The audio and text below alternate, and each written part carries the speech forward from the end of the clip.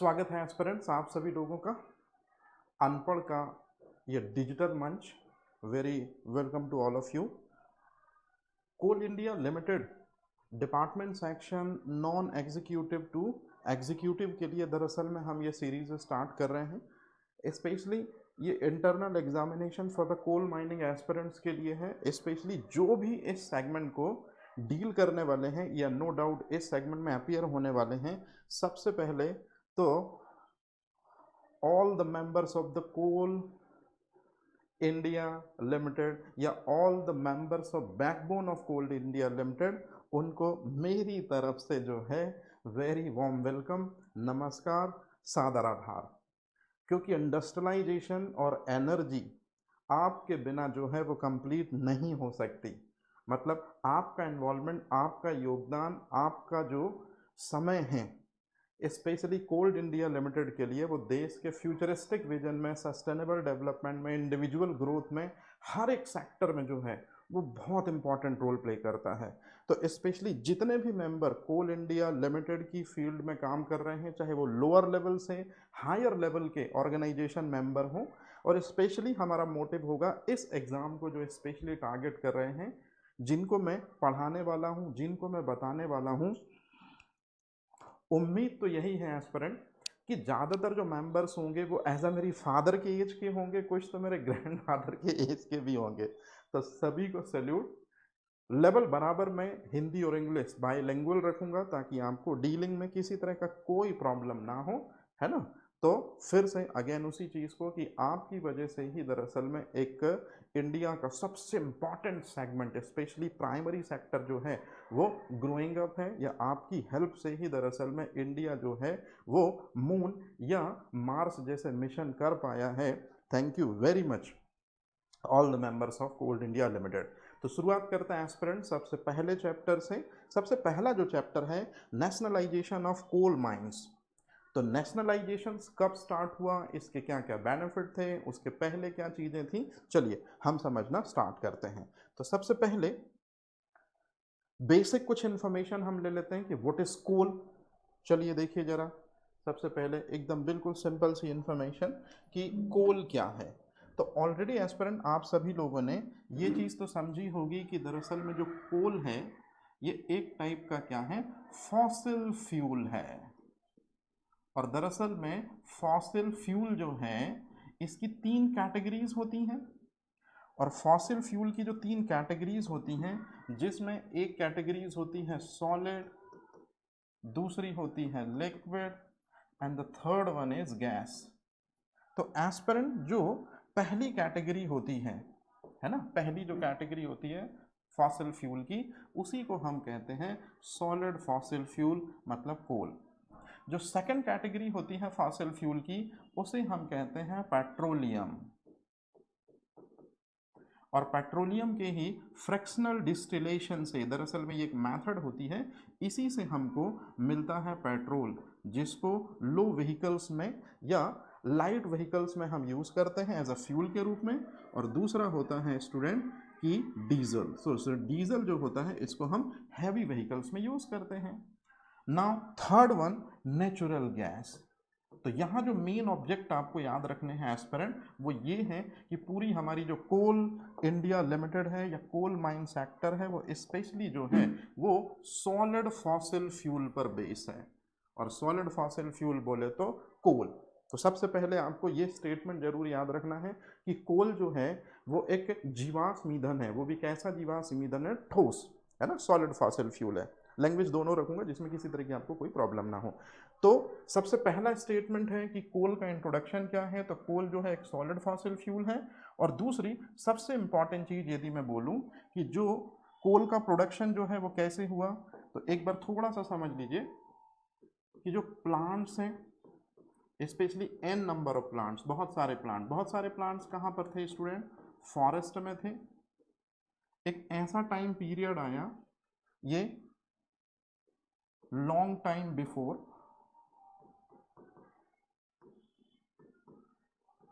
और ये long time का मतलब है कि लैक्स भी हो सकते हैं और करोड़ भी हो सकते हैं, है ना। तो बहुत लंबे समय पहले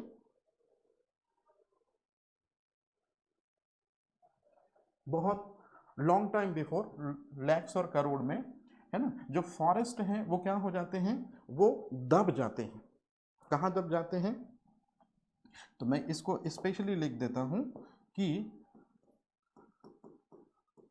डिप्ड इन सॉइल या इनसाइड द सॉइल, जमीन के नीचे दब जाते हैं।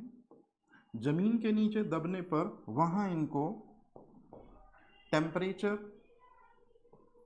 ये ज़्यादा मिलेगा, प्रेशर ज़्यादा मिलेगा। तो इन दो चीज़ों की हेल्प से किनको, ये प्लांट जो हैं, याद रखिएगा एस्पिरेंट, ये जो प्लांट हैं यही लॉन्ग टाइम के बाद सॉलिड फॉसिल फ्यूल में कन्वर्ट हो जाएंगे। और यही सॉलिड फॉसिल फ्यूल जो है, आज हम इनको क्या कहते हैं, कोल कहते हैं। और जहाँ से कोल को हम एक्सट्रैक्ट करते हैं उसे ही हम कहते हैं कोल माइंस। और यहाँ जो वर्कर काम करते हैं, नो डाउट वो हैं कोल इंडिया लिमिटेड के इंपॉर्टेंट वर्कर्स।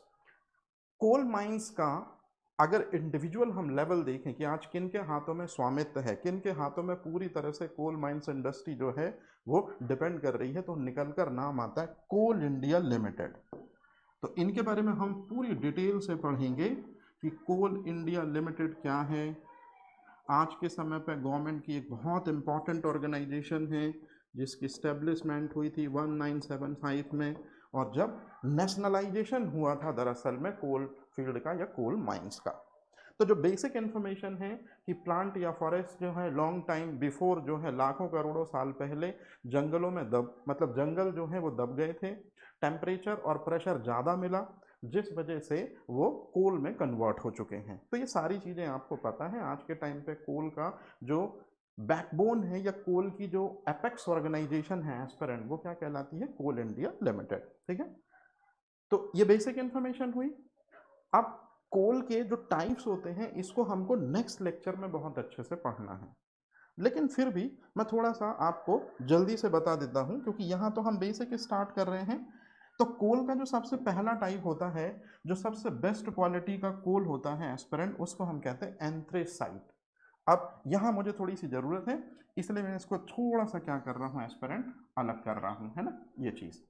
तो जो कोयले की यदि हम वैरायटी की बात करें, कोल के वैरायटी की बात करें, तो 4 टाइप्स की कोल की वैरायटी होती हैं, जिसमें नंबर 1 पर होता है एस्पिरेंट एंथ्रेसाइट। और एंथ्रेसाइट जो है इसको हम बेस्ट क्वालिटी का कोल कहते हैं। क्यों कहते हैं बेस्ट क्वालिटी का कोल, क्योंकि एंथ्रेसाइट को बेस्ट क्वालिटी का कोल इसलिए कहते हैं क्योंकि एंथ्रेसाइट में कार्बन का जो परसेंटेज होता है वो मैक्सिमम होता है, और साथ ही साथ में जो मॉइस्चर होता है, वो मॉइस्चर का मतलब होता है नमी या वाटर इनटेक, वो होता है मिनिमम। इस वजह से ये बेस्ट क्वालिटी का कोल है। आज के टाइम पे एंथ्रेसाइट जो है ये आपको मिलेगा जम्मू एंड कश्मीर में। और हमेशा याद रखिएगा जो बेस्ट क्वालिटी का कोल है मतलब एंथ्रेसाइट, ये ब्लू फ्लेम के साथ, ब्लू फ्लेम के साथ में बर्न होता है।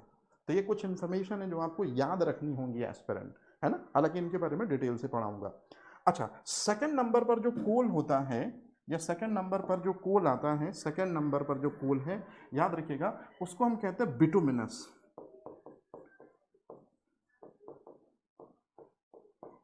तो बिटुमिनस जो है वो सेकंड बेस्ट क्वालिटी का कोल है, याद रखेंगे ये चीज आप लोग। अच्छा, बिटुमिनस के बारे में एक चीज जो आपको याद रखनी चाहिए, इंडिया में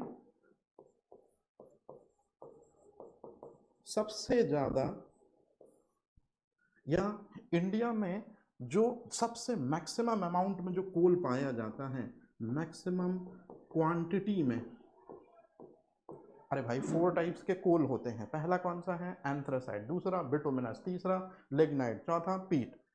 4 टाइप्स के कोल होते हैं। इसमें से सबसे ज़्यादा इंडिया में कौन से कोल का परसेंटेज होता है, आंसर है बिटुमिनस। तो मैं यही कह रहा हूँ कि इंडिया में सबसे मैक्सिमम जो कोल की क्वांटिटी है वो बिटुमिनस कहलाती है।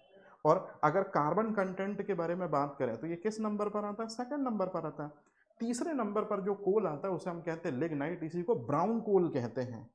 ये चीज आपको थोड़ा ध्यान रखनी है एस्पिरेंट कि जो ब्राउन कोल है वो किसे कहते हैं, और ये थर्ड जो है वो कोल, ये थर्ड कैटेगरी के कोल में आता है। और जो सबसे लास्ट होता है, फोर्थ वैरायटी जो होती है, जो सबसे लोएस्ट वैरायटी होती है, कभी ना कभी आपने इसके बारे में सुना होगा, पीट के बारे में।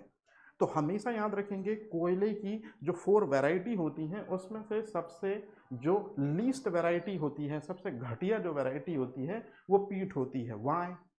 पीट में कार्बन कंटेंट मिनिमम और मॉइस्चर लेवल ज़्यादा होता है, इसलिए जब बर्न होता है तो धुआं ज़्यादा होता है, स्मोक ज़्यादा होता है। वहीं एंथ्रेसाइट के बारे में बात करें तो एंथ्रेसाइट में कार्बन परसेंटेज मैक्सिमम होता है, मॉइस्चर कंटेंट कम होता है। इस वजह से ब्लू फ्लेम के साथ में लॉन्ग लास्टिंग टाइम तक जो है वो बर्न होता है। अब यहां से हम एस्पिरेंट स्टार्ट करते हैं आपके क्वेश्चंस। मैं फिर बोल दूं, आप में से ज़्यादातर एस्पिरेंट जो मुझे देख रहे होंगे मेरा लेक्चर, आपकी एज मेरे फादर की एज की होगी, क्योंकि ऑफिशियल एग्जामिनेशंस हैं, है ना, और डिपार्टमेंटल एग्जामिनेशंस हैं, और कुछ तो मेरे ग्रैंडफादर की एज के भी होंगे। तो मैं दोनों लेवल का बराबर ध्यान रखूंगा कि किसी भी तरह से दोनों चीज़ें जो हैं वो आपको बेहतर तरीके से समझ में आए। ठीक है, तो अब अगर मैं बात करूं कि अब हम पढ़ने वाले हैं importance of coal mining in Indian economy. तो दरअसल में कोल को जहां से एक्सट्रैक्ट किया जाता है वो कहलाती है माइंस, है ना, उन्हें हम कोल माइंस कहते हैं। अब कोल जो होता है, याद रखिएगा, इसको इंडिया की बेसिक फंडामेंटल एनर्जी नीड में काउंट करते हैं। अब याद करिए, बेसिक फंडामेंटल एनर्जी नीड का मतलब क्या होता है? तो basic fundamental of energy need का मतलब होता है कि आज भी 62% जो इंडस्ट्रीज होती हैं, आज भी इंडिया में जो 62% इंडस्ट्री है, वहाँ जो रॉ मटेरियल है रियल मटेरियल में कन्वर्ट होता है with the help of coal. इसी वजह से कोल जो है इसको हम कहते हैं मास्टर ऑफ इंडस्ट्री, या इसी को मास्टर से अच्छा वर्ड है मदर ऑफ इंडस्ट्री। तो जितनी भी इंडस्ट्रीज होती हैं उनमें एज अ फ्यूल के रूप में या एज अ फ्यूल के लिए ज़्यादातर कोल का ही कंजप्शन होता है। कोल की वजह से ही जो रॉ मटेरियल होता है वो रियल मटेरियल में कन्वर्ट होता है। इसी वजह से आज जितनी भी इंडस्ट्री जिनमें एनर्जी है और वो रियल मटेरियल को कन्वर्ट करके मार्केट में अपनी इकोनॉमी बूस्ट कर रही हैं with the help of coal, तो इसी वजह से कोल को मदर ऑफ इंडस्ट्रीज कहा जाता है। और कितने परसेंट इंडस्ट्रीज आज कोल पे सर्वाइव कर रही है या कोल की हेल्प से एनर्जी ले रही है? तो 62%। अच्छा, कोल की दो कैटेगरीज आप लोगों ने हमेशा पढ़ी भी होंगी, देखी भी होंगी, एक कोकिंग कोल और एक नॉन कोकिंग कोल, और इसी के बेसिस पे माइनिंग भी होती है। तो कोकिंग कोल जो है ये बहुत इंपॉर्टेंट होता है क्योंकि इसकी थर्मल कैपेसिटी हाई होती है, फ्लेम भी ज़्यादा होती है, हीट भी ज़्यादा होती है। इसी वजह से उस कोल को, कोकिंग कोल को, हम स्टील मेकिंग में यूज़ करते हैं। तो for the purpose of steel making और दूसरी सबसे इंपॉर्टेंट चीज़ है एनर्जी प्रोडक्शन, इन दोनों कामों के लिए कोल की सबसे ज़्यादा नीड होती है, मतलब सॉलिड फॉसिल फ्यूल की। इसी वजह से बेसिक फाउंडेशन है इंडियन एनर्जी में कौन? कोल। और सबसे इंपॉर्टेंट चीज़ है कि कोल जो है वो निकाला किसकी हेल्प से जाता है? जो फैमिली मेंबर्स होते हैं, जो कोल फील्ड में काम करने वाले जो पर्सन होते हैं, नेशनलाइजेशन पॉलिसी के बाद ही दरअसल में गवर्नमेंट ने क्या किया, लेबर वेलफेयर की तरफ सोचना स्टार्ट किया कि जो काम करने वाले लोग हैं उनको सही तरीके से उनकी लाइफ और उनकी इंजरी ना हो, या लाइफ के साथ में कोई दिक्कत ना हो, इंजरी के साथ में उनको कभी ना झेलना पड़े ऐसा। और साथ ही साथ में जो कोल है उसका सस्टेनेबल हमको क्या करना है, यूज़ करना है। ज़रूरत से ज़्यादा यूज़ भी नहीं करना है, ज़रूरत से ज़्यादा माइंस में निकालना भी नहीं है। फॉर द फ्यूचरिस्टिक विजन में अगर कोल एंड हो गया तो फिर पूरे के पूरे इंडिया को या उस पूरे कंट्री को या फिर पूरे उस प्लेस को जो है वो एनर्जी क्राइसिस से गुजरना पड़ेगा। तो इस तरह से ये थोड़ा सा बेसिक है, इसको आपने ध्यान रखना है। ठीक है, चलो अब यहां से आपके एग्जाम ओरिएंटेड क्वेश्चंस की स्टार्टिंग हो जाती है एस्पिरेंट। तो चलिए अब हम बात करते हैं सबसे पहले early history of coal mining in India, first commercial coal mining. तो सबसे पहले अगर हम कोल माइंस की बात करें कि इंडिया में सबसे पहले कोल माइंस का एस्टेब्लिशमेंट कहाँ हुआ था, या सबसे पहले कहाँ से कोल माइंस में से कोल निकाला गया था, कौन था उसके पीछे, साइट कौन सी थी, तो जितने इंपॉर्टेंट क्वेश्चन बन सकते हैं मैंने उनको कवर कर रखा है एस्पिरेंट कलर से। आपको सिर्फ कलर को एक बार मेरे साथ में जैसे ही मैं बोलूं तो दोहराते चलना है। मेरी पूरी कोशिश होगी कि आप यहीं के यहीं इस चैप्टर को जो है इजीली रिमेंबर भी कर पाएंगे। तो जैसे कि अगर मैं बात करूं, एक पर्सन है उसका नाम है जॉन सुमनर। ये जॉन सुमनर जो है ये उनका इमेज है एस्पिरेंट ये। और दूसरा एक और पर्सन है, इसका नाम है हैटली। पूरा का पूरा नाम जो है आप ग्रांट हैटली भी पढ़ सकते हैं, लेकिन हैटली से काम चल जाएगा। और ये रहे हैटली। तो दो आपको ब्रिटिश ईस्ट इंडिया कंपनी में काम करने वाले ये पर्सन्स के नेम दिख रहे होंगे, एक है जॉन सोमनर और दूसरा है ग्रांट हैटली।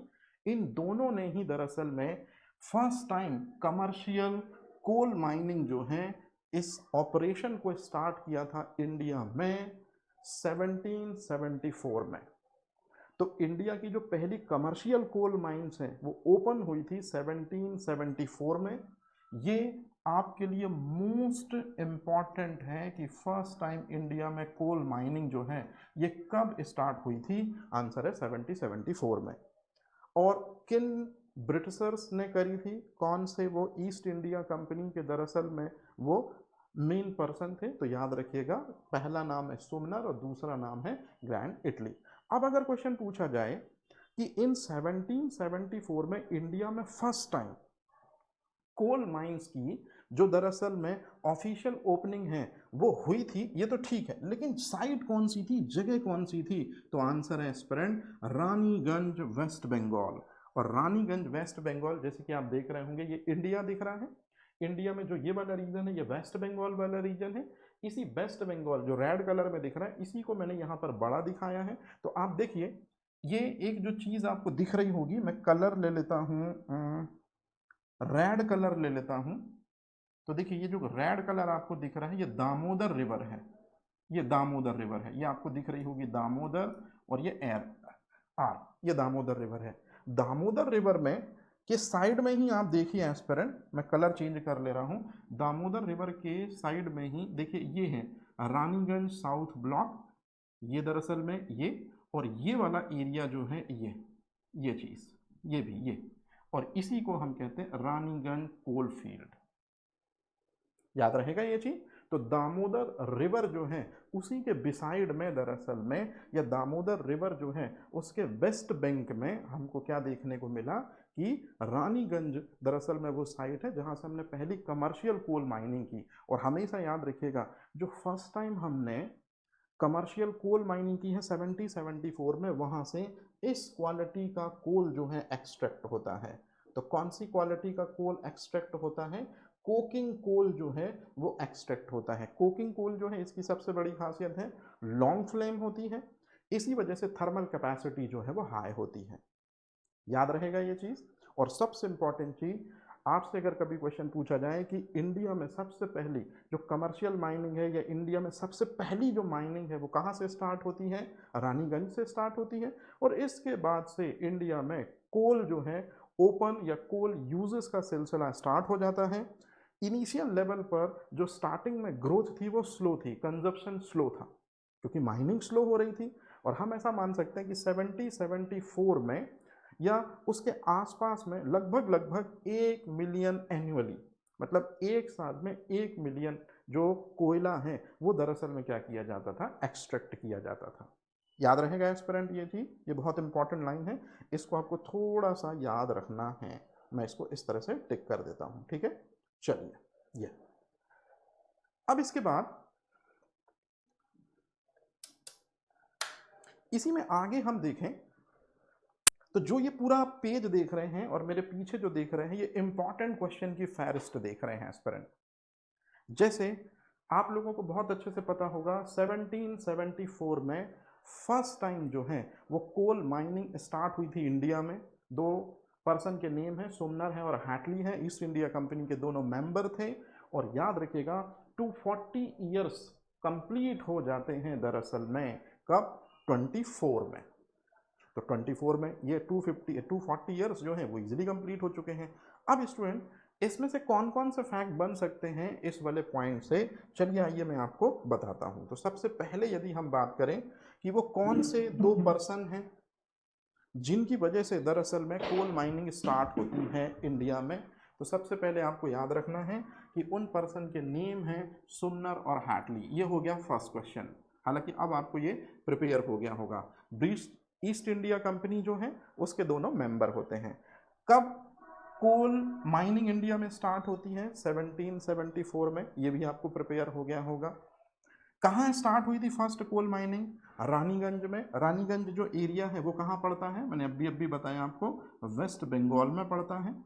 और अब कोई आपसे पूछे कि इंडिया में सबसे ओल्डेस्ट कोल माइंस कौन सी है, तो नो डाउट आप कहेंगे जो 1774 में ओपन हुई थी। और याद करिए एस्पिरेंट, इसी को यदि हम बोलें कि जो सबसे ओल्ड है वही तो सबसे फर्स्ट भी है ना, तो first coal mines in India वो भी कौन सी हुई? तो याद रखिएगा जो ओल्डेस्ट है एस्पिरेंट वही फर्स्ट भी है। तो first coal mines of India जो सेटअप हुई थी वो 1774 में सेटअप हुई थी, नाम रानीगंज है। लेकिन अभी आपसे कोई क्वेश्चन पूछे कि लार्जेस्ट माइन इन इंडिया और एशिया में कौन सी है, लार्जेस्ट की बात कर रहा हूं, तो फिर वो है गेवरा। कहाँ? कोरबा या सीजी की। हालांकि उसको रहने दीजिए, आप तो मेन चीज याद रखिएगा कि फर्स्ट कौन सी है, ओल्डेस्ट कौन सी है, फर्स्ट टाइम कोल माइनिंग कब हुई थी, कौन से दो ईस्ट इंडिया कंपनी के मेंबर हैं जिनकी हेल्प से दरअसल में ये फंक्शन हुआ था। यहां तक क्लियर है स्टोरी? चलिए चलते हैं आगे। मेरी कोशिश बिल्कुल होगी कि आपको एक एक चीज बिल्कुल क्लियर कट पता रहे, याद रहेगा। अब यहां चलते हैं हम कि फर्स्ट टाइम कोल की ओपनिंग कैसे हुई है। आपने देख लिया कि ब्रिटिश ईस्ट इंडिया कंपनी के दो मेंबर ने कोल फील्ड दरअसल में इंडिया में डिस्कवर की, रानीगंज में, वेस्ट बंगाल में।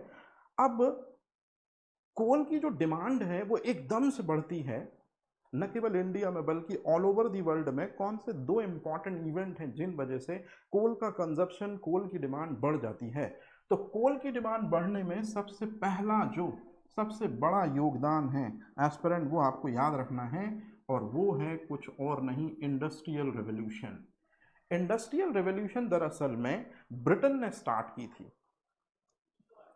किसने स्टार्ट की थी एस्पिरेंट? इंडस्ट्रियल रेवोल्यूशन ब्रिटेन ने स्टार्ट की थी। दरअसल में क्या है, ध्यान रखिएगा, ब्रिटेन का मतलब होता है यूके। तो यूके ने क्या किया था कि रॉ मटेरियल को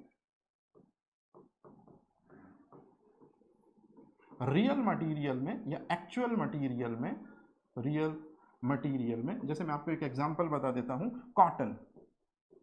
कॉटन रॉ मटेरियल हो गया।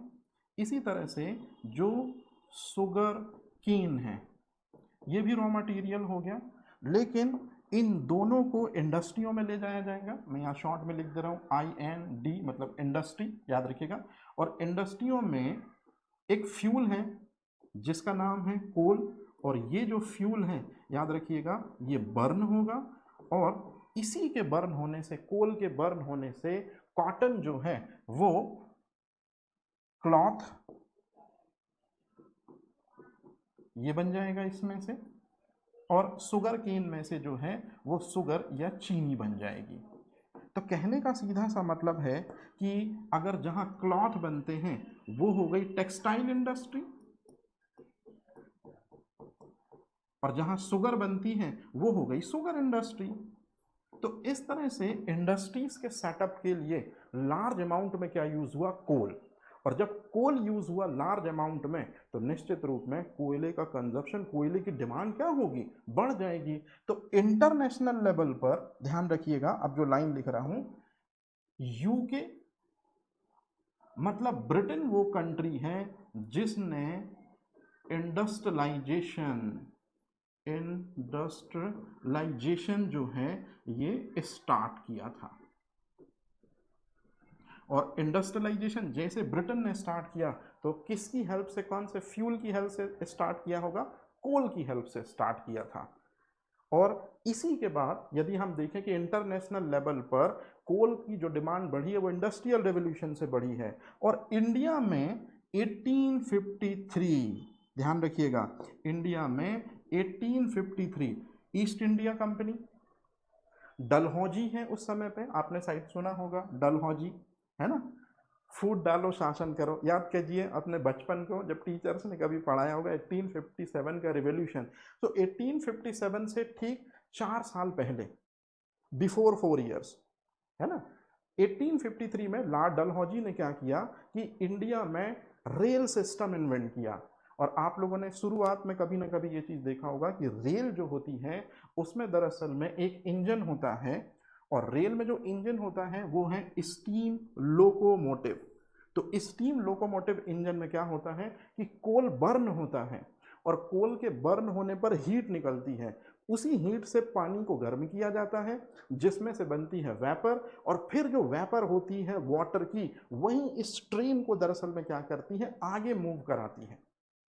तो इंडिया जैसे डेवलपिंग नेशंस में भी कोल का कंजप्शन एकदम से बढ़ता है 1853 के बाद से, एकदम से। क्यों? क्योंकि इंडिया में ब्रिटिशर्स ने क्या किया कि एक जगह से रॉ मटेरियल को अपने ब्रिटेन तक ले जाने के लिए या दूसरी जगह तक ले जाने के लिए ट्रेन्स का पूरा नेटवर्क बनाना स्टार्ट किया 1853 के बाद। तो 1853 से ट्रेनों में एज अ फ्यूल के रूप में कोल बर्न होगा तो ज़्यादा डिमांड लगेगी।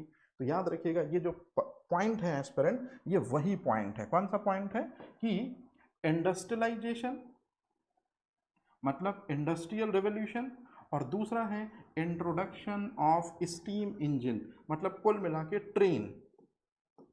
इन दो चीज़ों की वजह से, इन दो करिकुलम की वजह से हमेशा याद रखिएगा एस्पिरेंट कि डिमांड और प्रोडक्शन ये दोनों जो हैं ये कैसे हुए हैं, ये इंक्रीज हुए। ये सिंपल सी चीज़, इसमें तो कोई कंफ्यूजन नहीं है, बन जाएगा ये चीज़। मतलब यदि मैं आपसे क्वेश्चन पूछूं कि 1853 में जो ट्रेन स्टार्टिंग मोमेंट है इसी ने बूस्ट दिया है कोल माइनिंग इंडस्ट्री इंडिया को, क्योंकि कोल का कंजप्शन जो है या कोल की ज़्यादा जो मात्रा है या अमाउंट है वो कहाँ, ट्रेन में एज अ फ्यूल के रूप में यूज़ होगा। और इस तरह से जो कोल इंडस्ट्री को बूस्ट मिला जिस वजह से माइनों से कोल्स बहुत तेजी से निकलवाना शुरू हुआ, है ना, किसने, ईस्ट इंडिया कंपनी के मेंबर्स ने 1853 के बाद से। अब ध्यान से सुनिएगा, 1774 मैं यहां लिख दे रहा हूं, 1774 फर्स्ट कोल माइन जो है वो रानीगंज में सेटअप हुई थी। ईच एंड एवरी ईयर एक लगभग मिलियन, है ना, या एक, यहाँ देखिए मैंने आपको बताया था कि स्टार्टिंग में लगभग ये देखिए 1 मिलियन कोयला निकाला जाता था 1774 में। लेकिन अब आप देखिए जब टाइम आया कितना, 1900, मतलब इंडिपेंडेंस के नज़दीक आ रहे हैं, अब यहाँ पर 6.2 मतलब 6.12 मिलियन टन जो है अब ईच ईयर कोयला जो है एक्सट्रैक्ट किया जाने लगा अर्थ से। तो कहाँ 1 मिलियन टन यहाँ हर साल, लेकिन 1900 आते आते अब each and every year 6.1 million ton annually कोयला निकल रहा है। ये आपको ध्यान रखना है। इसी के बाद यदि मैं आपसे पूछ लूं कि सिर्फ और सिर्फ आप देखिए 20 ईयर्स ही होते हैं, ये 20 ईयर्स ही हुए, और अब यहाँ कोल जो है वो 3 टाइम्स मोर, सो यहाँ पर 6.12 और यहाँ 18 मिलियन टन कोल जो है वो निकलने लगा। कब, 1920 में, मतलब 1900 में 3 टाइम्स का इंक्रीमेंट हुआ। अब सवाल पैदा होता है कि ये 3 टाइम्स का इंक्रीमेंट क्यों हुआ। इसी के बीच में एक सबसे इंपॉर्टेंट चीज़ थी जिसको हम कहते हैं वर्ल्ड वॉर। तो वर्ल्ड वॉर में आपको ही पता है बुलेट बनानी थी, वर्ल्ड वॉर में आपको ही पता टैंक बनाने थे, वर्ल्ड वॉर में राइफल्स बनानी थी, वर्ल्ड वॉर में गन बनाने थे। मतलब कुल मिला के स्टील से रिलेटेड apparatus को प्रिपेयर करना था। और स्टील को प्रिपेयर करने में आयरन, क्रोमियम, निकल, मैग्नीज और कार्बन ये यूज़ किए जाते हैं। और इन चारों को लेकर थर्मल कैपेसिटी बर्न दिया जाता है जो सबसे स्ट्रॉन्गेस्ट कोल होता है, जिसको हम कहते हैं एंथ्रासाइड के थ्रू या कोकिंग कोल के थ्रू। तो कोयले का जो कंजप्शन है वो 3 टाइम्स हो गया मोर, क्योंकि फर्स्ट वर्ल्ड वॉर जो है, तो फर्स्ट वर्ल्ड वॉर कब से शुरू हुआ था, तो 1914 से 1918 तक ये फर्स्ट वर्ल्ड वॉर जो चला, इसमें बहुत ज़्यादा मात्रा में जो इक्विपमेंट्स थे या वेपन्स थे वो बनाए गए थे with the help of coal, इसलिए 3 टाइम्स मोर, ध्यान रखिएगा। और फिर 1946 मतलब after independence just 1 year short 30 million ton annually निकाला जाने लगा कोल फील्ड से। तो जरा आप डिफरेंस देख रहे हैं कि 1900 में कितना 6 मिलियन टन, याद रखिएगा, टन नहीं बोल पाऊँ तो मिलियन से याद रखिएगा, ठीक है। हाँ, 1920 में जब गांधी जी ने असहयोग आंदोलन चलाया तो 18 मिलियन टन, फिर उसके बाद यहाँ देखिए 30 मिलियन टन 46 में ही, और फिर इसके बाद में याद रखेंगे एस्पिरेंट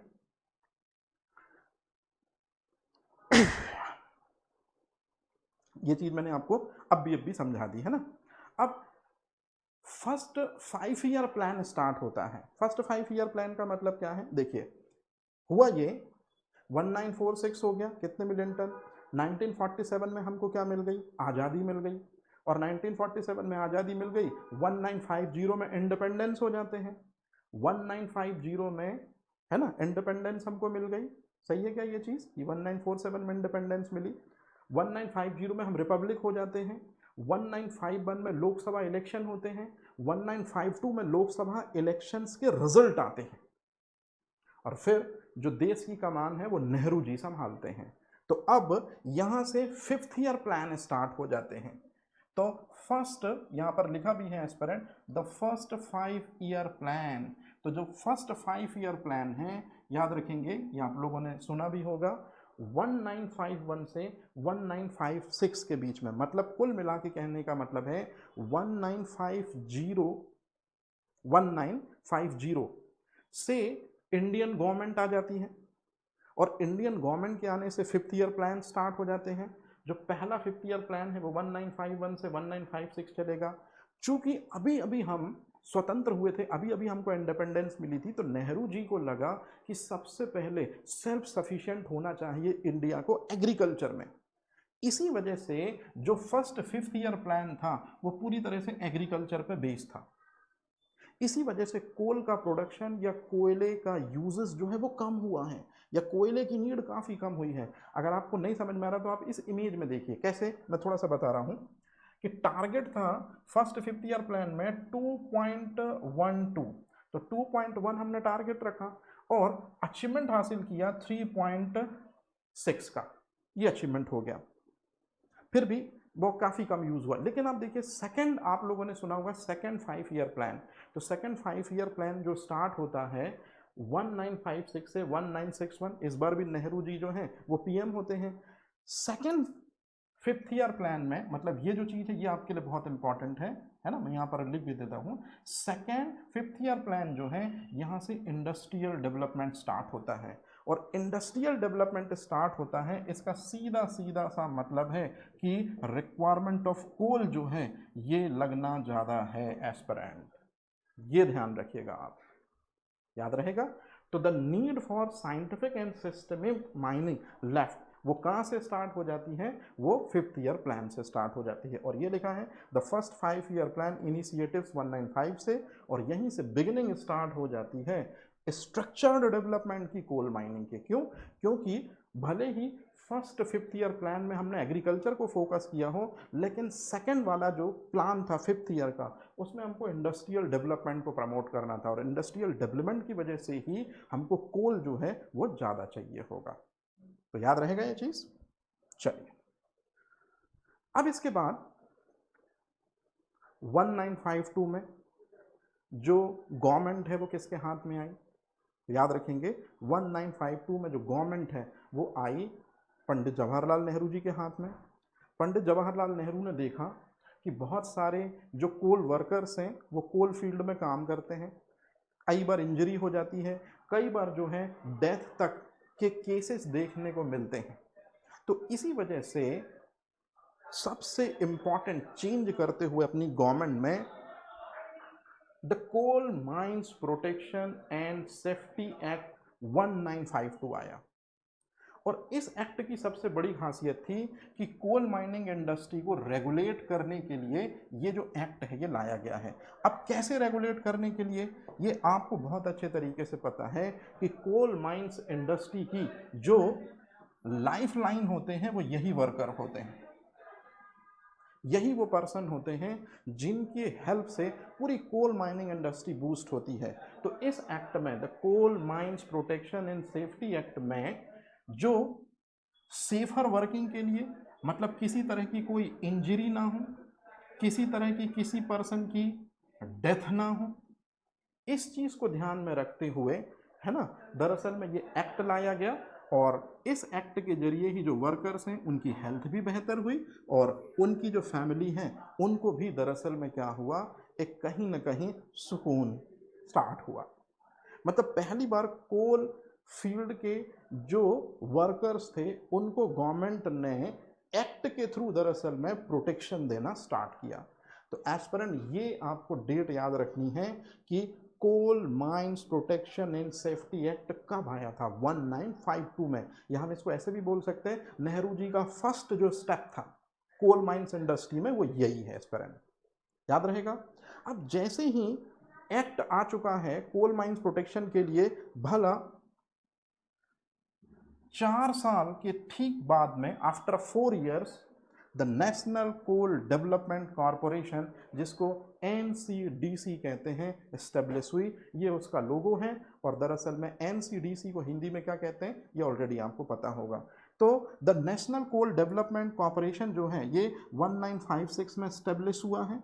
और इस्टेब्लिश होने का जो मेन रीज़न था वो ये है कि 2 काम करने हैं, मैनेज करना है और डेवलपमेंट करना है कोल इंडस्ट्री का इंडिया में। तो ये क्वेश्चन और इम्पॉर्टेंट है, ये क्वेश्चन और इम्पॉर्टेंट है कि कहाँ कोल माइंस हैं, उन कोल माइंस में से कितना कोल एक्सट्रैक्ट होगा, उन कोल माइंस में से कितने वर्कर्स काम कर रहे हैं, कितने को सैलरी मिल रही है, उससे जुड़े जुड़े रिलेटेड जो है एनवायरनमेंट पे इम्पैक्ट क्या पड़ने वाले हैं, पूरा का पूरा रिस्पॉन्सिबिलिटी 1956 में किसके पास थी, मैनेज करने की और डेवलपमेंट करने की कोल इंडस्ट्री को। याद रखिएगा, तो नाम है NCDC।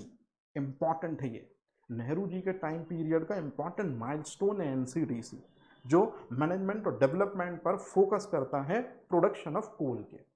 याद रहेगा ये चीज। अब इसके बाद आप लोगों ने अक्सर करके सुना होगा कि सिनरेनी, तो एक सिनरेनी जो है या सिनरेनी कॉलेरीज कंपनी लिमिटेड, अब इतना बड़ा नाम ना बोल के मैं सिनरेनी बोल दूं तो समझ जाइएगा। दरअसल में ये एक ऐसी कोल फील्ड कंपनी थी जिसको हैदराबाद ने, जो एक रियासत थी, उसने परचेज किया था, याद रखिएगा, 1945 में।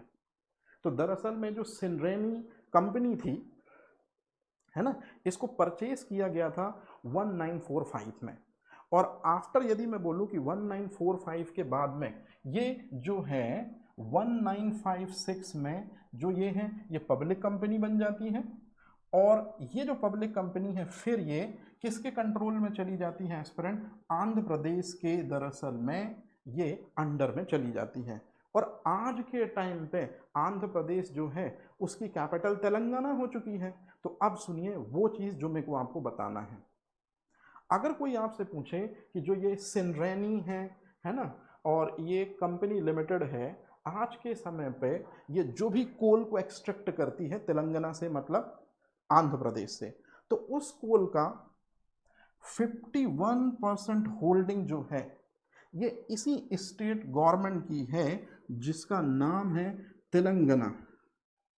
और 49% का जो रेवेन्यू है या 49% की जो शेयरिंग है वो है गवर्नमेंट ऑफ इंडिया की। मतलब कहने का सीधा सा मतलब है कि जो ये कंपनी आप देख रहे हैं ये जॉइंट वेंचर है, एक स्टेट गवर्नमेंट का और सेंट्रल गवर्नमेंट का। और स्टेट गवर्नमेंट की होल्डिंग जो है वो ऊपर है, 51% होल्डिंग है, जबकि सेंट्रल गवर्नमेंट की होल्डिंग जो है वो 49% है। तो ये क्वेश्चन भी है जो आपसे ऐसे पूछा जा सकता है, जिसको आपको ध्यान रखना है कि SCCL जो है ये एक गवर्नमेंट की कोल माइनिंग कंपनी है, और ये जो है ये दो लोगों की वजह से चलती है।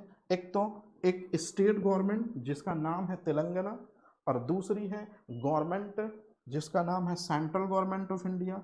और इन दोनों में आप देखिए तेलंगाना का रेशो 51 है और सेंट्रल गवर्नमेंट का जो रेशो है वो 49 है। तो इस लाइन को आपको याद रखना है, ये आपके लिए क्वेश्चन है। और अगर आज के टाइम पर अगर हम देखें तो ये सिनरेनी कंपनी जो है, याद रखिएगा, ये इतने मैन पावर के साथ साउथ इंडिया में वर्क कर रही है। 4893, ये एकदम रिसेंट डाटा से आप निश्चय कर रहिएगा, बिल्कुल रिसेंट का डाटा ही मैं यूज़ करता हूँ। आपको सिर्फ और सिर्फ पढ़ना है, ये वर्ड जो मैं बता रहा हूँ आपको सिर्फ और सिर्फ देखने हैं। जैसे कि SCCL सिनरेनी जो कंपनी है लिमिटेड जो है, ये कितने मैन पावर कितने लोगों के साथ वर्क कर रही है, कितने डिस्ट्रिक्ट में ये फैली हुई है या कितने डिस्ट्रिक्ट तक इसकी होल्डिंग है, कितने जो है ओपन कास्ट माइन है, और कितनी अंडरग्राउंड माइन जो है वो सिनरेनी के अंतर्गत आती हैं, है ना। और ये फाइनली अगर बोला जाए तो डिपार्टमेंट ऑफ एनर्जी के अंडर में दरअसल में ये फंक्शन परफॉर्म करती है। तो अब अगर कोई आपसे पूछे, जो सबसे इंपॉर्टेंट क्वेश्चन है कि जो ये सिनरेनी जो कंपनी है, याद रखिएगा, इसकी स्टेब्लिशमेंट कब होती है, तो इसकी स्टेब्लिशमेंट होती है 1956 में। तो 1956 में क्या हुआ है, अच्छे से देखिए, NCDC बना है कोल के डेवलपमेंट के लिए, कोल के प्रोडक्शन के लिए, है ना, या कोल के मैनेज और डेवलपमेंट के लिए दरअसल में NCDC बना। और साथ ही साथ में एक कंपनी भी दरअसल में जो है वो गवर्नमेंट का पार्ट बनती है। लेकिन याद रखिएगा, ये गवर्नमेंट का पार्ट बनती है जो कंपनी सिनरेनी, इसमें अभी भी स्टेट गवर्नमेंट की होल्डिंग ज़्यादा है। स्टेट गवर्नमेंट की होल्डिंग 51 है और सेंट्रल गवर्नमेंट, इंडियन गवर्नमेंट की होल्डिंग 49 है। ये क्वेश्चन बनेगा, याद रहेगा ये चीज। अच्छा, अब इसके जस्ट बाद ट्रिगर फॉर नेशनलाइजेशन 56 के बाद धीरे धीरे बात होने लगी कि जो कोल माइंस हैं उनको कहीं ना कहीं स्टेट के हवाले कर दिया जाए, सारे स्टेट जो हैं वो सेंट्रल को रिपोर्ट करें। तो हुआ दरअसल में ये कि इंडस्ट्रियलाइजेशन जो है वो इंडिया में तेजी से ग्रूम होने लगा।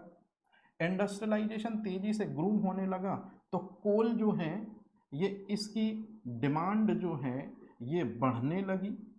और जब किसी चीज़ की डिमांड बढ़ती है तो निश्चित रूप में कोल की शॉर्टेज होने लगी। तो इस तरह से एक अनबैलेंस सी चीज़ें होने लगी।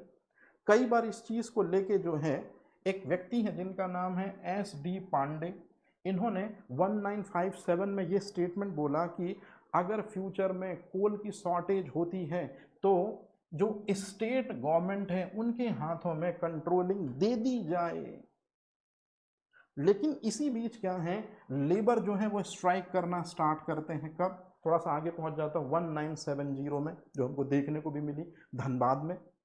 तो स्टेट गवर्नमेंट क्या करती है कि इस स्ट्राइक को उतने बेहतर तरीके से हैंडल नहीं कर पाती है और कहीं ना कहीं स्टेट गवर्नमेंट के लूप होल्स निकल के आते हैं कि स्टेट गवर्नमेंट को कोल माइंस पे भी नज़र रखनी थी, उनका डेवलपमेंट भी कराना था, उनसे कोल भी एक्सट्रैक्ट करना था, जितने वर्कर काम कर रहे थे लोअर टू हायर उनको सैलरी भी पे करनी थी।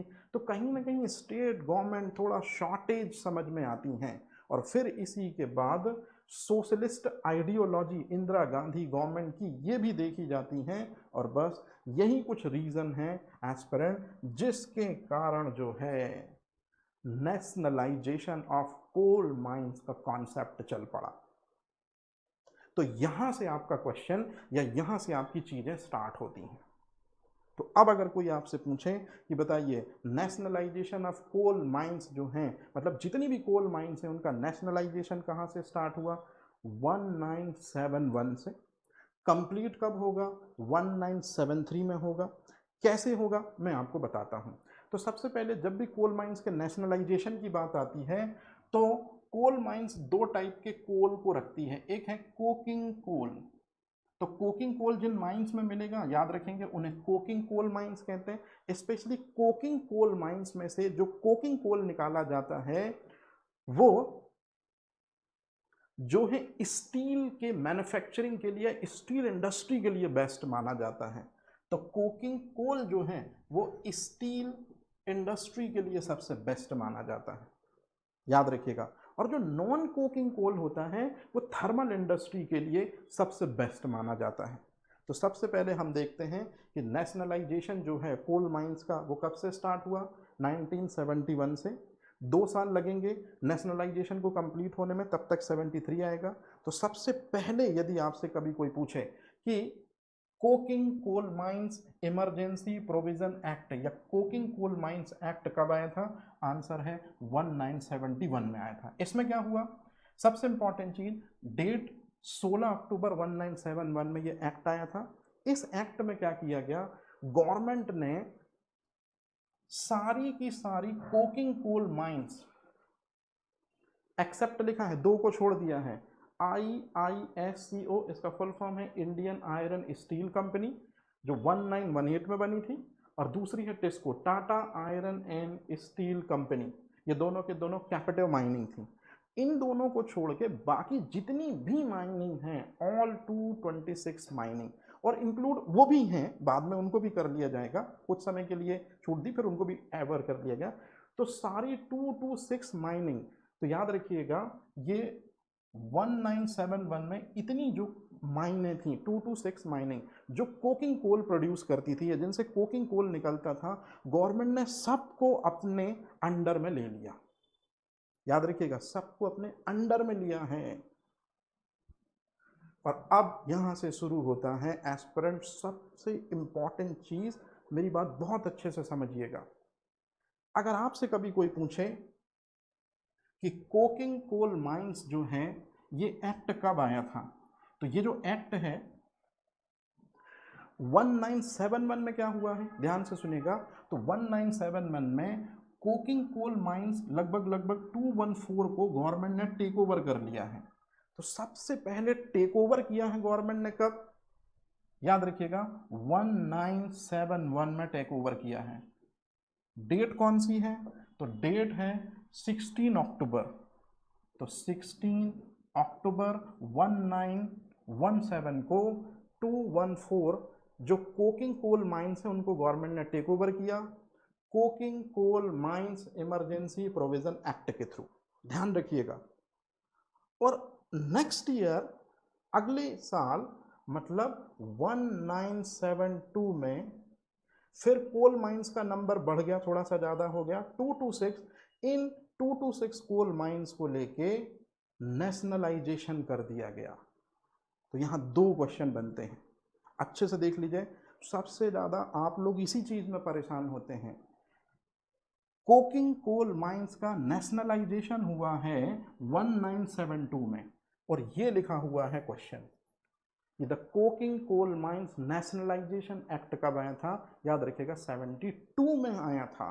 तो कोकिंग कोल का नेशनलाइजेशन जो है वो 72 में हुआ है।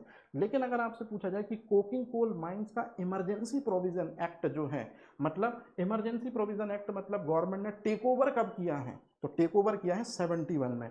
तो कई बार स्टूडेंट इसमें कंफ्यूज होते हैं।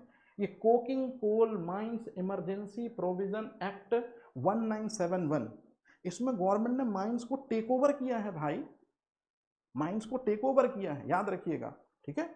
और यहां पर जो है यहां पर जो है ये नेशनलाइजेशन कब किया है, तो नेशनलाइजेशन 226 माइन का 72 में किया है, याद रहेगा ये चीज। अब कहानी यहां से शुरू होती है कि नेशनलाइजेशन कोल माइंस का जो है वो 2 फेज में हुआ है। सबसे पहले कोकिंग कोल माइंस का नेशनलाइजेशन कब हुआ, 72 में। और याद रखेंगे एस्पिरेंट, जो ये कोकिंग कोल होता है ये स्टील के लिए सबसे बेस्ट माना जाता है, मतलब मैं यहाँ लिख दे रहा हूँ स्टील इंडस्ट्री के लिए सबसे बेस्ट होता है ये चीज़। और वहीं जो नॉन कोकिंग कोल होता है, ये नॉन कोकिंग कोल जो होता है ये थर्मल इंडस्ट्री के लिए सबसे बेस्ट होता है, मतलब जहाँ कोयले को बर्न करके इलेक्ट्रिसिटी बनाई जाती है। और ये कब की बात है एस्पिरेंट, ये 1973 की। तो आपको ये 2 चीज़ें याद रखनी है कि कोकिंग कोल माइंस का नेशनलाइजेशन 72 में हुआ है, उस समय कोल माइंस कितनी गवर्नमेंट ने अपने अंडर में ले ली? 226। और नॉन कोकिंग कोल माइंस का नेशनलाइजेशन हुआ है 73 में। याद रहेगा ये चीज, कोई कंफ्यूजन तो नहीं है। अब सुनिए मुद्दे की चीज, जब गवर्नमेंट ने 2 to 6 माइंस को, जो कोकिंग कोल माइंस थी, इनको लेकर नेशनलाइजेशन किया, तो फिर उसी ईयर में याद रखिएगा एक ऑर्गेनाइजेशन बनाने की जरूरत पड़ती है गवर्नमेंट को, जिसका नाम है भारत कोकिंग कोल लिमिटेड। तो भारत कोकिंग कोल लिमिटेड जो है ये उसी ईयर में बनती है जिस ईयर में नेशनलाइजेशन होता है। तो याद रखेंगे ये बात आप लोग कि the coking coal mines nationalisation 72 में हुआ है, और उसी टाइम पीरियड में याद रखिएगा ये BCCL बनता है, और यही BCCL आगे एक और कंपनी के साथ मर्ज होके बन जाएगा कोल इंडिया लिमिटेड, या कोल इंडिया लिमिटेड जो है उसकी स्टेब्लिशमेंट यहीं से स्टार्ट हो चुकी है 72 से। ये आप मेरे से बेहतर जानते हैं। हेड ऑफिस कहाँ पे है? धनबाद में है। ये उसका साइन है स्टूडेंट। तो अब आपसे अगर कोई क्वेश्चन पूछे कि नेशनलाइजेशन के बाद, नेशनलाइजेशन कब हुआ है? 1972 में। और कौन सी चीज का नेशनलाइजेशन हुआ है? कोकिंग कोल माइंस के नेशनलाइजेशन के बाद भारत कोकिंग कोल लिमिटेड, इसकी स्टेब्लिशमेंट हुई थी ताकि कोकिंग कोल माइंस को क्या किया जा सके एस्पिरेंट, ये सबसे इंपॉर्टेंट वर्ड है, मैनेज किया जा सके। तो कोकिंग कोल माइंस का नेशनलाइजेशन के बाद उनको मैनेज करने के लिए दरअसल में कौन सी फर्म बनती है या कौन सा लिमिटेड बनता है? भारत कोकिंग कोल लिमिटेड बनता है। तो आपसे अगर कभी क्वेश्चन पूछा जाएगा तो ये क्वेश्चन पूछा जाता है कि भारत कोकिंग कोल लिमिटेड जो है ये कब फॉर्म हुआ था? 1972 में फॉर्म हुआ था। क्यों फॉर्म हुआ था? आफ्टर नेशनलाइजेशन के बाद फॉर्म हुआ था। नेशनलाइजेशन के बाद क्या रिस्पॉन्सिबिलिटी थी? तो मैनेज करना था जो 72 में जो माइंस क्या हुई हैं, नेशनलाइज हुई हैं। तो याद रहेगा ये चीज। अब इसी के ठीक बाद नॉन कोकिंग कोल माइंस, मतलब नॉन कोकिंग कोल माइंस कौन सी होती हैं? मैंने अभी आपको चीज बताई कि नॉन कोकिंग, ये नॉन कोकिंग कोल माइंस वे होती हैं जो इलेक्ट्रिसिटी पर्पस के लिए डिजाइन की जाती हैं। इलेक्ट्रिसिटी पर्पस का मतलब है कि कोल बर्न होता है तो हीट बनती है, हीट से पानी गर्म होता है, पानी गर्म होने से जो है वो वेपर बनती है। उसी वेपर के बल पे दरअसल में क्या किया जाता है, वो आर्मेचर को घुमाया जाता है, जिस वजह से इलेक्ट्रिसिटी फॉर्म होती है। पूरी प्रोसेस है, थर्मल पावर है ना। तो जो कोल का यूज इलेक्ट्रिकल एक्टिविटी के लिए होता है उसे हम नॉन कोकिंग कोल, और जिस माइन से वो निकाला जाता है वो नॉन कोकिंग माइंस कहलाती हैं। और इस तरह से 711 नॉन कोकिंग कोल माइंस को लेकर 1973 में, ये मोस्ट इंपॉर्टेंट लाइन है एस्पिरेंट, 1973 में इनका भी नेशनलाइजेशन हो गया। तो नॉन कोकिंग कोल माइंस का नेशनलाइजेशन 73 में होता है। याद रहेगा ये चीज, कोई कंफ्यूजन तो नहीं है। तो ये आपसे अगर क्वेश्चन में पूछ लूं कि चलिए बताइए बेटा जी, कोल माइंस नेशनलाइजेशन एक्ट जो है ये 1973 में अगर आता है तो कौन सी कोल माइंस नेशनलाइज होती हैं 73 में? याद रखेंगे नॉन कोकिंग कोल माइंस। और यदि आपसे कोई क्वेश्चन पूछता है कि कोकिंग कोल माइंस, मतलब ये कोकिंग कोल माइंस नेशनलाइज कब होती हैं, तो 72 में। याद रहेगा ये चीज। नॉन कोकिंग कोल माइंस कब नेशनलाइज होती हैं? 73 में। क्या पर्पस है उनका, ये आप समझ चुके हैं, कोई कंफ्यूजन तो नहीं है इसमें।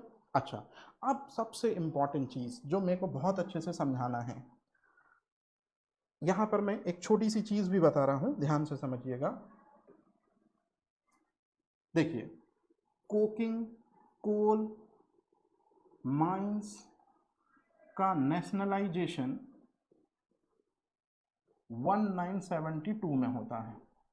ये तो आपको समझ में आ गया होगा। ये कोकिंग कोल क्या होता है? इस कोकिंग कोल की हेल्प से हम जो स्टील है इसको बनाते हैं, मतलब स्टील इंडस्ट्री में यूज होता है। वहीं अगर मैं बात करूं एस्पिरेंट, तो जो नॉन कोकिंग कोल माइंस जो हैं ये नेशनलाइज कब होती हैं? 1973 से होती हैं। अब ये नॉन कोकिंग जो कोल होता है, इसी की हेल्प से हम क्या करते हैं कि जो कोल होता है इसी को गर्म करते हैं हम, और फिर बनती है इलेक्ट्रिसिटी। तो ये तो आपको ऑलरेडी पता ही होगा, इसमें तो कोई कंफ्यूजन की चीज़ नहीं।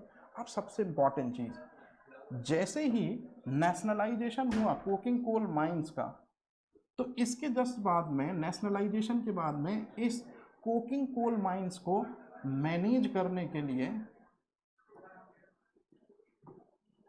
ये ऑर्गेनाइजेशन बनती है एस्पिरेंट, BCCL। तो ये तो आपको ऑलरेडी पता ही है क्योंकि इस सेगमेंट पर आप काम करते हैं। क्या बनती है? BCCL बनती है। और BCCL कब बनती है? 1972 में, मतलब नेशनलाइजेशन के टाइम पे ही बनती है। ये तो कंफर्म हो गया। अब सबसे इंपॉर्टेंट चीज जो मेरे को आपको बतानी है, नॉन कोकिंग कोल माइंस जो है, अगर उसका नेशनलाइजेशन 73 में होता है, तो इन माइंस को यदि करना है मैनेज, तो इसके लिए भी एक ऑर्गेनाइजेशन बनती है जिसका नाम आपको याद रखना है एस्पिरेंट, और नाम है कोल माइंस अथॉरिटी लिमिटेड, जिसको हम कहते हैं CAML। तो CAML, तो कोल, याद रखिएगा, ये coal mines authority limited, sorry थोड़ा सा रॉन्ग हो गया, कोल माइंस अथॉरिटी लिमिटेड, ये ध्यान रखना है आपको। और फिर यही, और ये कब बनेंगे एस्पिरेंट? तो याद रखिएगा ये बना 1973 में, सही है, क्योंकि इस चीज़ के नेशनलाइजेशन के बाद, मतलब ये नेशनलाइजेशन 72 में हुआ तो ये चीज़ बन गई, और ये 73 में नेशनलाइजेशन हुआ तो ये चीज़ बन गई।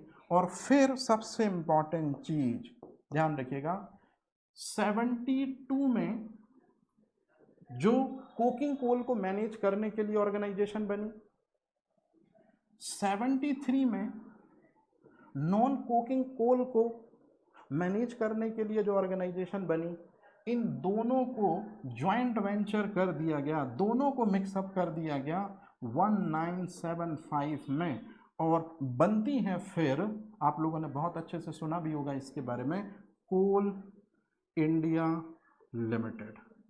तो याद रखिएगा एस्पिरेंट, कोल इंडिया लिमिटेड दरअसल में दो ऑर्गेनाइजेशन का वेंचर है। कौन कौन सी दो ऑर्गेनाइजेशन? BCCL जो मैनेज करती है कोकिंग कोल माइंस को, और CMAL जो नॉन कोकिंग कोल माइंस को मैनेज करती है। इन दोनों को मिलाकर कोल इंडिया लिमिटेड बन गया। कब? 1975 में। तो ये वही पॉइंट है जिसको आपको याद रखना है एस्पिरेंट बहुत अच्छे तरीके से, कि मैनेज करने के लिए, लेकिन किस चीज़ को मैनेज करने के लिए? यहाँ मैनेज का सीधा सा मतलब है जो नॉन कोकिंग कोल माइंस को मैनेज करने के लिए CMAL मतलब कैमल जो है, ये ऑर्गेनाइजेशन कब बनती है? 1973 में बनती है। याद रहेगा, यहां तक तो कोई दिक्कत परेशानी नहीं है। अब इसी ईयर में 1973 में जब नॉन कोकिंग कोल माइंस का नेशनलाइजेशन हो जाता है, तो coal mines taking over management act आता है 93, और इसमें यह होता है कि कंप्लीट नेशनलाइजेशन हो चुका होता है कोल माइंस का। यहाँ कंप्लीट नेशनलाइजेशन का मतलब होता है, कंप्लीट का मतलब है कोकिंग और कंप्लीट का मतलब है नॉन कोकिंग।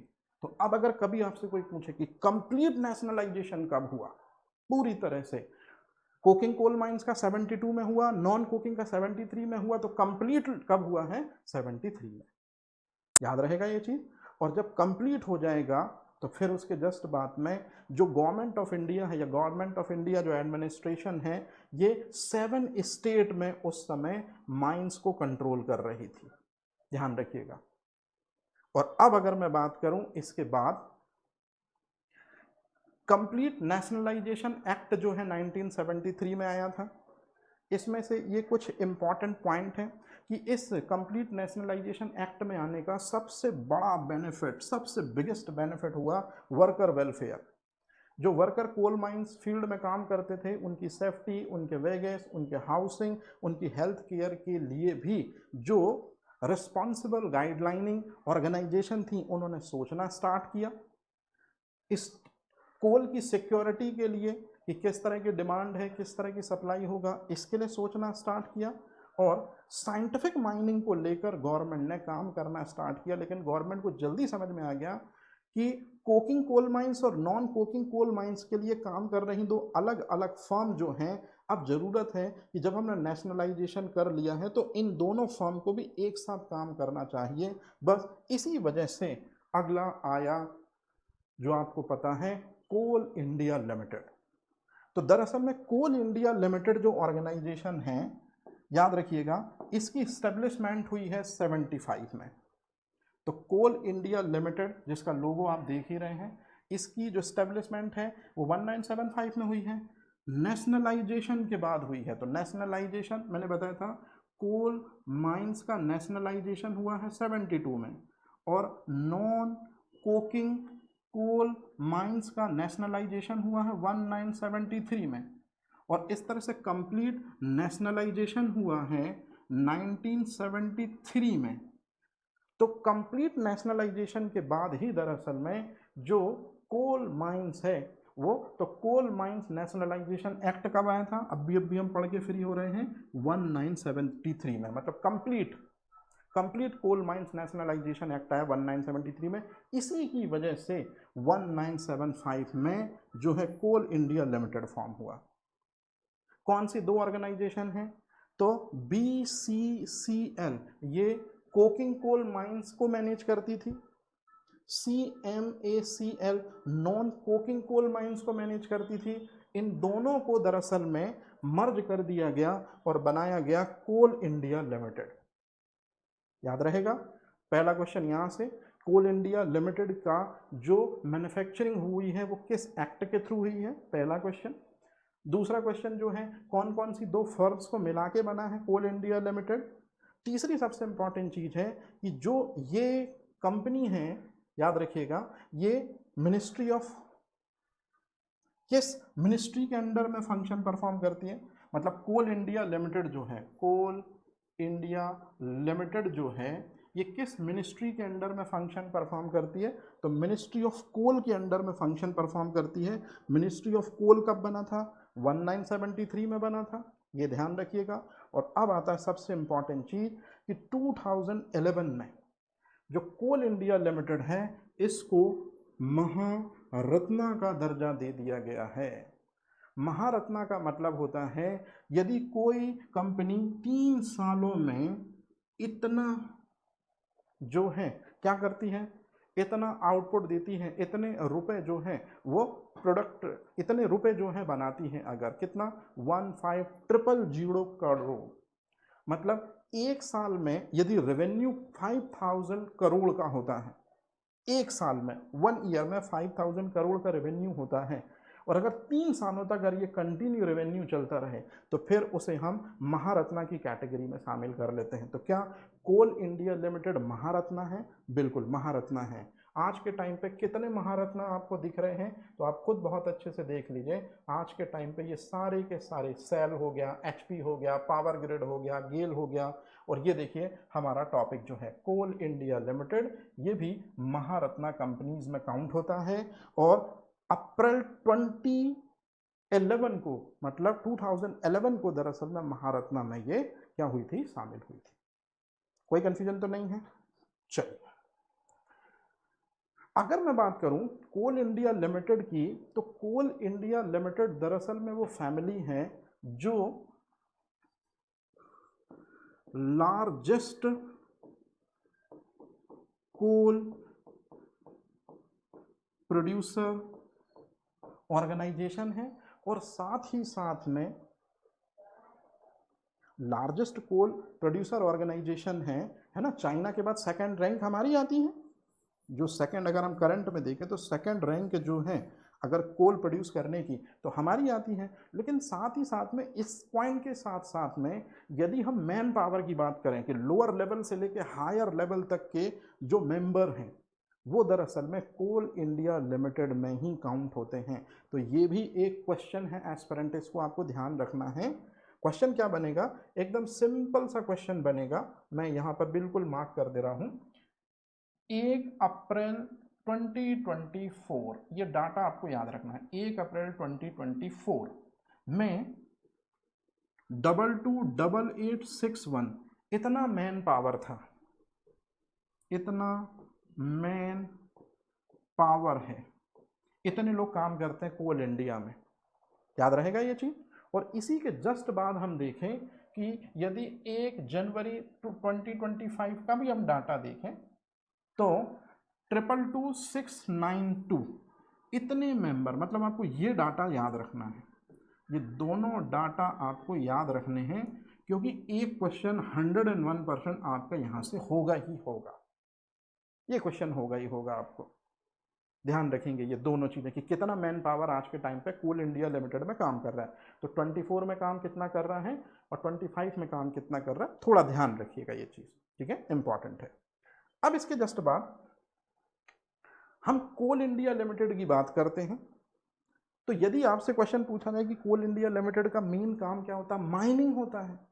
अब थोड़ा सा एस्पिरेंट एक ऐसी चीज पे चलते हैं जिसमें से आपको क्वेश्चन डेफिनेटली बनेंगे। क्वेश्चन कैसे बनेंगे मैं बताता हूं। अगर आपसे कभी क्वेश्चन पूछा जाए कि बताइए इकोनॉमी के 3 सेक्टर होते हैं। इकोनॉमी में, इंडियन इकोनॉमी में 3 सेक्टर है, प्राइमरी सेक्टर है, सेकेंडरी सेक्टर है, टर्सरी सेक्टर है। तो इकोनॉमी के मैं यहां पर लिख भी देता हूं जिसमें आपको कोई कंफ्यूजन ना हो। ये है इकोनॉमी। तो इंडियन इकोनॉमी के 3 सेक्टर हैं, एक है प्राइमरी सेक्टर, एक सेकेंडरी और एक टर्सरी। अभी हमको सेकेंडरी और टर्सरी से नहीं लेना देना है। क्यों नहीं लेना देना, अभी खुद ही कंफर्म कर लोगे आप।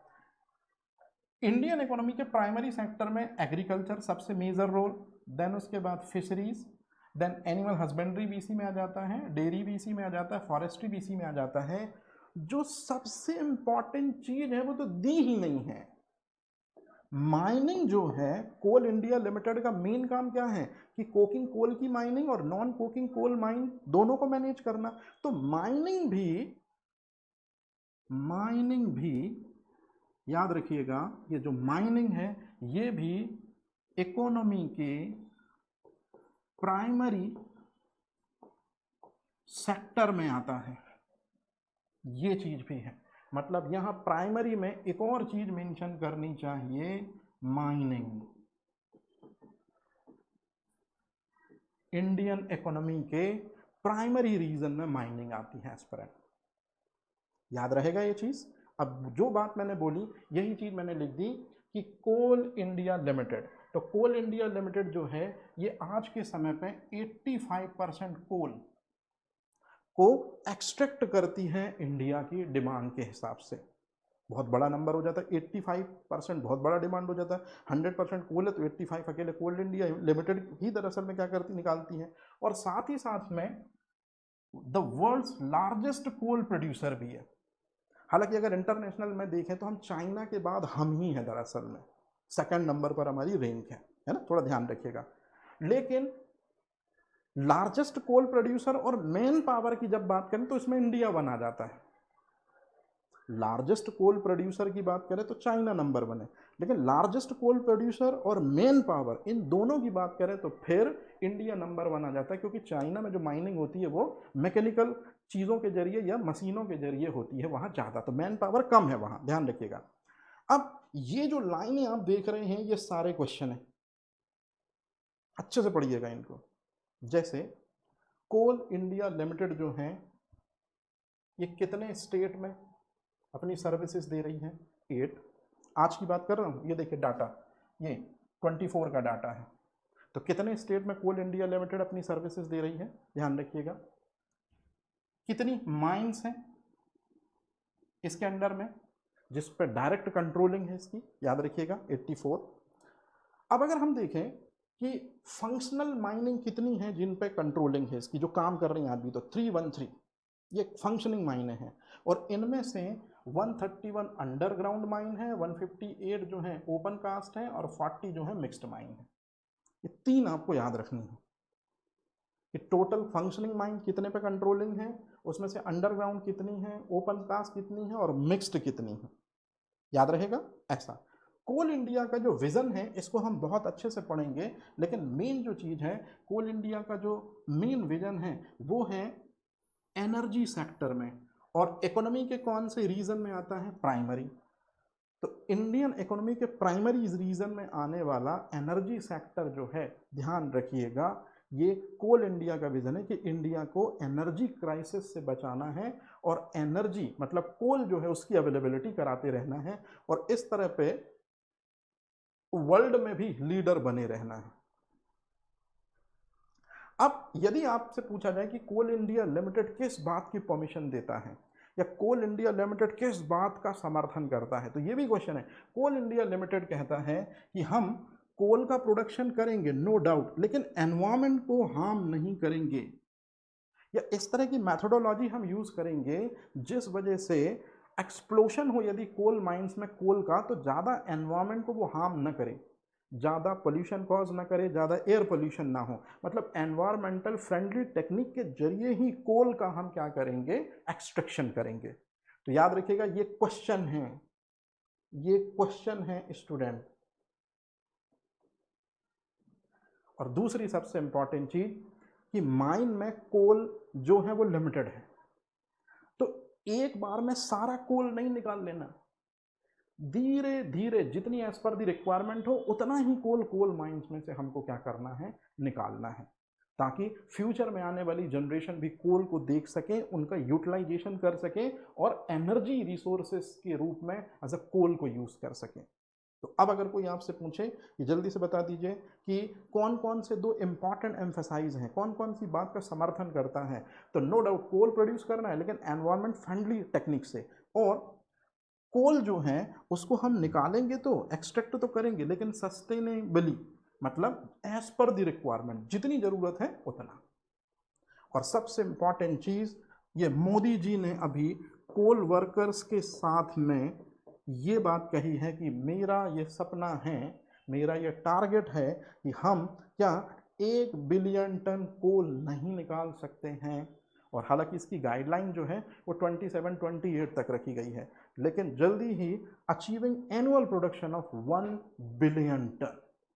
तो ये इंपॉर्टेंट है, ये कोल इंडिया का भी दरअसल में आज के टाइम पे मेन एम यही है स्टूडेंट, याद रहेगा ये चीज। चलिए अब यहां जितनी चीजें मैंने आपको पढ़ाई हैं, अब यहां शॉर्ट रिवीजन है। जितनी चीजें मैंने आपको बताई हैं ये वो चीजें हैं एस्पिरेंट जिनको आपको ध्यान रखना है, ये सीधे सीधे आपके इंपॉर्टेंट क्वेश्चंस हैं, है ना, मतलब मोस्ट आईएमपी क्वेश्चंस हैं। देखिए बहुत आराम से आपको याद हो जाएंगे, मैंने एक लिंक बना के आपको बताया है लेकिन आपने उस लिंक को मिस कर दिया, तो ये पेज आपके लिए बहुत इंपॉर्टेंट है। कैसे, जैसे यदि मैं बात करूं coking coal mines, emergency, emergency का सीधा सा मतलब मैंने आपको बताया, जब इंडियन गवर्नमेंट ने क्या कर लिया, टेक ओवर कर लिया। आप हमेशा इमरजेंसी इस वाले वर्ड का मतलब टेक ओवर, तो माइंस को टेक ओवर कब किया था स्टूडेंट, तो याद रखिएगा 1971 में किया था, बताया था मैंने ये चीज। और वो कौन सी माइन थी जिनको 1971 में किया था, ये चीज 1971 में किया था, और ज़्यादातर वो कोकिंग कोल माइंस थी। तो कोकिंग कोल माइंस का नेशनलाइजेशन जो है वो हुआ है 1972 में, ये चीज़। ये 2 क्वेश्चन हो गए आपके। अब यदि मैं आपसे क्वेश्चन पूछ लूं कि कोल माइंस का नेशनलाइजेशन जो है ये कब हुआ था, तो याद करिए यहां पर एक और वर्ड लिखना पड़ेगा, नॉन कोकिंग। कोल माइंस का नेशनलाइजेशन हुआ था 73 में, और इस तरह से कंप्लीट कंप्लीट नेशनलाइजेशन भी कोल माइंस का कब हुआ है, 1973 में। 1975 में मैंने आपको बताया था कि BCCL प्लस CMAL ये कोकिंग कोल माइंस को मैनेज करने वाली थी, ये नॉन कोकिंग कोल माइंस को मैनेज करने वाली थी। इन दोनों ऑर्गेनाइजेशन को मर्ज कर दिया 75 में और बना दिया गया कोल इंडिया लिमिटेड। तो कोल इंडिया लिमिटेड की स्टैब्लिशमेंट कब हुई थी? 1975 में। 1993 में कैपेटिव माइनिंग को परमिशन दे दी गई। कैपेटिव माइनिंग क्या होती है? कैपेटिव माइनिंग का मतलब है जैसे कि मान लीजिए एक माइन है और उसी के पास में कोई स्टील प्लांट है, तो स्टील प्लांट चाहेगा कि उस माइन में से निकलने वाला जो कोल है वो उसी इंडस्ट्री को दे दिया जाए। तो इस तरह से गवर्नमेंट ने 1993 से अगर कोई स्टील की जो फैक्ट्री है अगर किसी माइन के पास में है तो गवर्नमेंट ने उस माइन को राइट दे दिए कि भाई तुम कोल इधर उधर सेल आउट करने के बजाय इसी दरअसल में कंपनी को क्या करो, सेल करो। तो इस तरह कैपेटिव माइनिंग की परमिशन 1993 से स्टार्ट हुई। 2014 में कोल एलोकेशन स्कैम आया था। हालांकि ऐसे क्वेश्चन थोड़े कम पूछे जाएंगे, स्कैम वगैरह हैं, जिस वजह से पब्लिक जो है वो इधर उधर ना बिखरे। और सबसे लास्ट में है coal mines special provision act आया 2015 में, इसके बारे में अलग से बताऊंगा। और सबसे इंपॉर्टेंट चीज 2019 में नेशनल मिनरल पॉलिसी आई। मतलब अब कोल माइनिंग के दौरान कोल को जब हम एक्सट्रैक्ट कर रहे हैं तो कोई इंपॉर्टेंट मिनरल यदि मिलता है तो उसको भी हम क्या करेंगे, निकालेंगे, ऐसा कोल इंडिया लिमिटेड का कहना है। और इस तरह से एस्पिरेंट यहाँ हमारा ये पहला टॉपिक कोल मिनिस्ट्री में ये रिसेंट जो पेज है इनको आपको याद रखना है, क्योंकि आपको एक क्वेश्चन इस तरह से जरूर मिलेगा। कैसा क्वेश्चन मिलेगा कि कोल इंडिया लिमिटेड जो है, याद रखिएगा इसके ऑनरेबल कोल एंड मिनिस्टर कौन है गवर्नमेंट ऑफ इंडिया पे, तो कृष्ण रेड्डी हैं। अगर मैं आपसे बात करूं कि स्टेट कोल माइंस के जो हेड हैं वो कौन हैं, तो यहाँ पर सतीश चंद्र दुबे जी हैं। तो याद रखिएगा सेंटर लेवल पर कौन है, तो सेंटर लेवल पर रेड्डी साहब हैं। स्टेट लेवल पर कौन है, दुबे साहब हैं। और ये सबसे इंपॉर्टेंट चीज़ जो आज के टाइम पे इसी साइड में दिखता है कि बिटुमिनस कोयले की यदि हम बात करें, है ना, तो 13-14 में 656 मीट्रिक टन प्रोडक्शन था। 23-24 में 997 ये कोल प्रोडक्शन हुआ है। तो ये बहुत बड़ी चीज़ हो जाती है, याद रहेगा ये चीज़। और इस तरह से ये इम्पॉर्टेंट जो सेगमेंट है यहाँ हमारा पहला टॉपिक होता है कंप्लीट, पूरी तरह से कंप्लीट एस्पिरेंट, इसके बाहर कुछ भी नहीं आएगा। अगर इन क्वेश्चनों को जिनको मैंने आपको बताया बहुत आराम से समझाया, हालांकि आप इस फील्ड में काम कर रहे हैं, आपको ज़्यादातर नॉलेज है, लेकिन जिस जिस तरह से मैंने सीक्वेंस बताया कुछ कुछ आइडिया आपको आए होंगे, है ना। तो ये सारे जो चीज़ें हैं वो आपको बिल्कुल एक सॉलिड तरीके से माइंड में मेकओवर करनी है। मैंने जितना बताया है सिर्फ आपने उतना ही करना है, उसके अलावा अभी बिल्कुल भी परेशान होने की ज़रूरत नहीं है। यही सेम टू सेम फाइल जो है ये एज इट इज़ आपको मिल जाएगी, तो आपका काम बहुत आसान हो जाएगा। इतना ही पढ़िए, बहुत आराम से आप देखेंगे इंटरनल एग्जामिनेशंस में आपका नंबर जो है बहुत स्ट्रांग होगा। ज़रूर मिलेंगे इसी उम्मीद से कि आप करें बेहतर, तो आपके साथ हो बेहतर। बने रहिए अनपढ़ प्लेटफॉर्म के साथ। Thank you.